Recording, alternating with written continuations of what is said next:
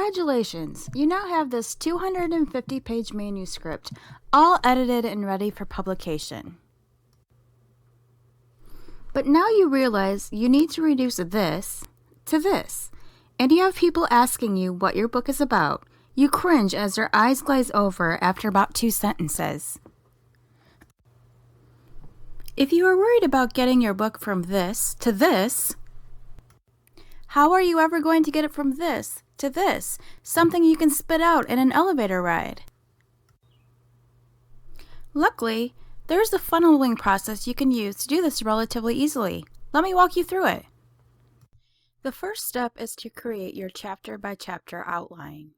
For your chapter-by-chapter outline, simply write a 1 or 2 sentence or paragraph summary of what happened in each chapter, as you see here with my book, Taming the Twisted. As you see, each chapter just has simply chapter 6, chapter 7, and then the short summary, all the way through to the end. The next step is to create the long synopsis from this chapter by chapter outline. One way that you can do it is just to copy and paste the various versions in one document, or you can save the document as the various summaries and go from there. To create the long synopsis, remove the chapter headings and put it all together so it reads sort of like a short story. You can see that here for my book. It ended up being about 3.5 pages long.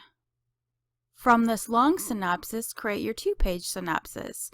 To create the 2-page synopsis, boil down the long synopsis as much as you need to. Ways you can do this are to combine sentences or take out details that are not that important to the overall story. Keep going until you have 2 pages. Once you have those 2 pages, boil it down further until it gets down to a 1-page synopsis. After that, keep going so you have a half-page summary. And when you get down to this half-page summary, you'll want to transition the end of the summary, because when you do the chapter by chapter in the long synopsis, you will have the ending. But as you're working down to these shorter versions that you're more likely to use more often, you'll want to create a hook at the end of the summary instead of giving away the end of your book. Sometimes a good way to leave a hook is a question. In mine, at some point, I leave the question, can Abigail tame the twisted? Once you get your half-page summary, boil it down further until about 150 words. This is a good size to go on the back of your book, so really think about the hook in this version. The next step is to get it down to less than 75 words, less than 60 words, and then finally your 1-sentence blurb. So for my book, my 1-sentence blurb is, the fictional 17-year-old Abigail Sankey finds herself entangled in abandonment, her parents' death, a murder, scandal, and romance after a tornado destroys her town of Comanche, Iowa on June 3rd, 1860. Keep boiling, and in no time you'll have a great elevator pitch. If you'd like to share what you've done or have any questions, feel free to email me at jody@wordsywoman.com.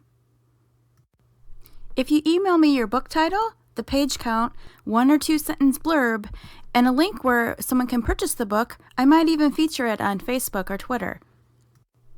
Or if it's historical, I might even review it for my blog. If you'd like copies of the documents I showed you, please go to this link here below and you can download them for free. Thanks for watching. Hope to hear from you soon.